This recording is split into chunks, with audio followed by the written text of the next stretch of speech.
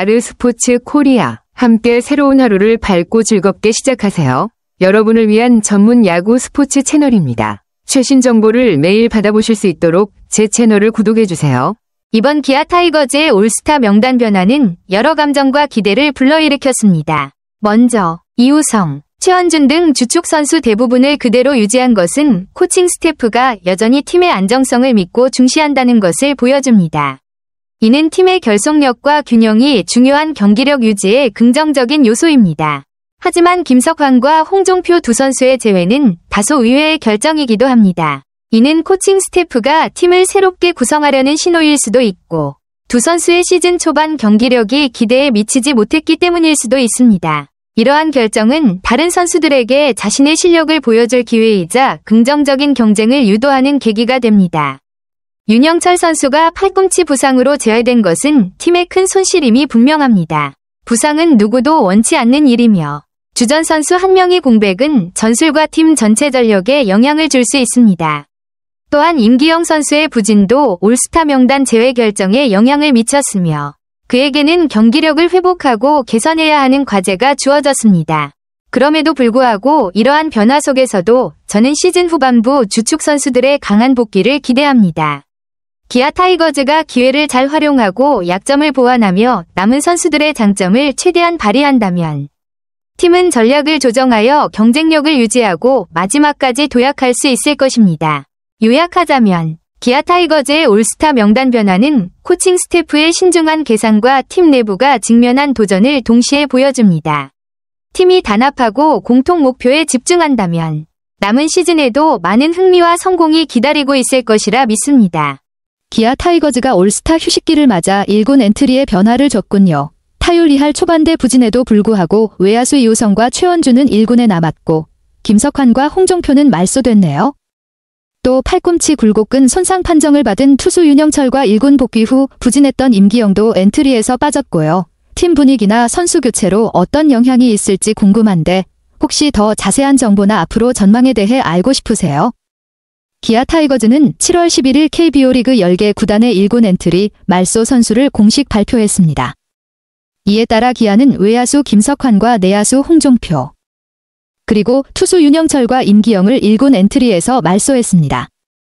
이로써 기아는 올스타 휴식기를 맞아 1군 엔트리에 변화를 주었습니다. 기아가 6월에는 15승 7패 2무로 승률 1위를 기록하며 전반기 막판에 탄탄한 상승세를 보여줬는데 올스타 휴식기를 앞두고 갑자기 4연패를 당하면서 분위기가 반전됐네요. 연패가 휴식기 전 팀 분위기에 어떤 영향을 미쳤을지 궁금한데요. 기아가 휴식기 동안 어떤 전략으로 다시 반등할지 예상해 보시나요? 와, 정말 아쉬운 경기였네요. 기아가 하나와 마지막 원정 3연전에서 모두 선취점을 올리고도 역전패를 당한 건 팀 입장에선 큰 충격일 것 같아요.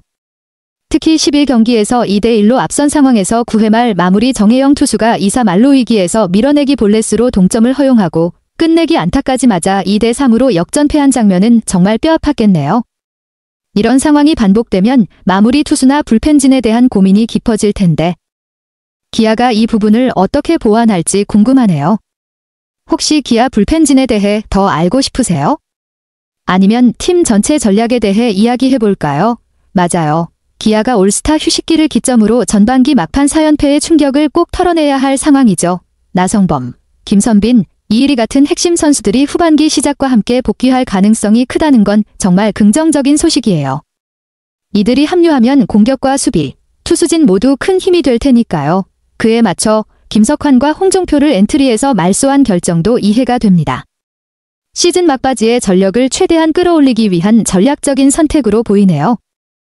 복귀하는 선수들이 팀 분위기를 어떻게 바꿀지, 그리고 기아가 후반기 어떤 경기력을 보여줄지 정말 기대돼요. 혹시 후반기 경기력 전망이나 선수별 기대감에 대해 더 이야기해보고 싶으세요? 김석환은 30경기에서 타율 0.274, 20안타, 1홈런, 13타점으로 꽤 준수한 활약을 했네요. 특히 타점 13개는 팀에 어느 정도 기여한 수치라 볼 수 있어요. 반면 홍종표는 44경기 출전에 타율 0.192, 10안타, 1타점으로 아쉬운 성적을 보이고 있네요. 공격 생산력이 많이 떨어진 모습이라 엔트리 말소가 이해가 됩니다. 김석환은 타격감이 유지된다면 팀에 다시 긍정적인 영향을 줄 수 있을 것 같고, 홍종표는 재정비 후 다시 기회를 노려야 할 것 같네요. 기아가 후반기 어떤 타격 라인업으로 운영할지 혹은 대체 선수들의 활약도 궁금하시나요? 김석환이 최근 10경기에서 타율 0.350의 오타점, 3볼넷으로 오히려 좋은 흐름을 보였는데도 2군행 통보를 받은 건 의외네요.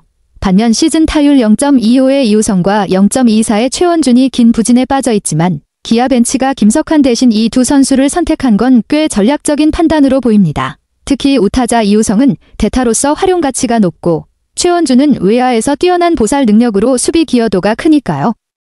결국 공격 성적만이 아니라 타격 유형, 수비 능력, 대체 가능성 등을 모두 고려한 결정이라는 생각이 듭니다. 기아가 후반기에는 이런 선수 운용 전략을 어떻게 이어갈지, 또 김석환이 2군에서 어떻게 다시 올라올지 흥미롭네요. 혹시 선수별 역할 변화나 후반기 전략에 대해 더 이야기해볼까요? 윤영철 투수가 8일 한화전에서 2이닝 동안 2피안타, 3볼넷, 1탈 3진의 사실점, 기자책점을 기록한 뒤 팔꿈치 통증을 느껴 1군에서 말소된 상황이네요. 투수에게 팔꿈치 통증은 매우 민감한 문제라 조기 관리가 필수라서 기아도 신중하게 엔트리에서 제외한 것으로 보입니다. 빠른 회복이 관건일 텐데 앞으로 윤영철이 얼마나 빨리 건강을 되찾을지 팀 전력에도 큰 영향이 있겠네요. 혹시 윤영철의 부상 상태나 복귀 일정, 혹은 기아 불펜 상황에 대해 더 궁금한 점 있으신가요? 윤영철은 올 시즌 13경기에서 50이닝을 소화하며 2승 7패, 평균 자책점 5.58로 기대에 못 미치는 성적을 기록 중이었네요. 특히 43탈 3진에 비해 30볼넷이 많아 제구가 다소 불안했고 WHIP도 1.64로 다소 높은 편이라 피출루가 많았던 점이 부진의 원인으로 보입니다. 팔꿈치 통증까지 겹치면서 이번 시즌은 정말 힘든 시기를 보내고 있는 듯한데 기아 입장에서는 부상 회복과 함께 투수 재정비가 절실해 보이네요. 윤영철의 공백을 메우기 위해 다른 투수들의 활약이 중요할 텐데 기아 불펜진 상황이나 대체 자원에 대해 더 알고 싶으세요?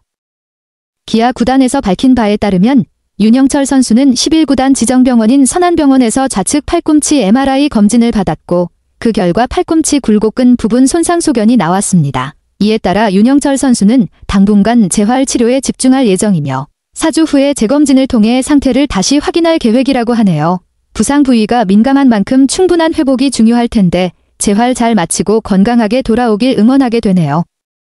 혹시 재활 과정이나 선수 관리에 대해 더 궁금한 점 있으신가요? 윤영철 선수가 원래 팀 동료 애덤 올러의 대체자로 올스타전 감독 추천 선수로 출전할 예정이었는데 부상 때문에 출전하지 못해 후배인 성영탁 선수에게 그 자리를 넘겨줬군요. 올스타전 출전이 무산된 건 아쉽지만 후배에게 기회를 준 건 긍정적인 면도 있겠네요.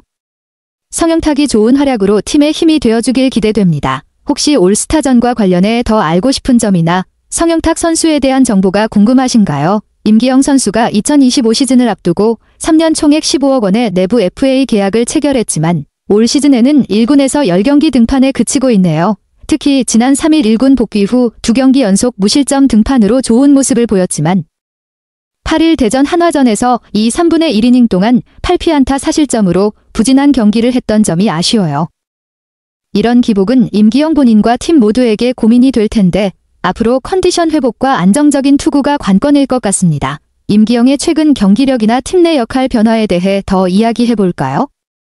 아르스포츠 코리아 여러분과 함께 해주셔서 감사합니다. 여러분을 서비스할 수 있어 정말 행운이었습니다. 헤어지기 전에 여러분께 많은 감사를 드리며 즐겁고 성공적인 일들만 가득하길 바랍니다. 더 나은 서비스를 제공할 수 있도록 피드백을 부탁드립니다. 다음 소식에서 뵙겠습니다.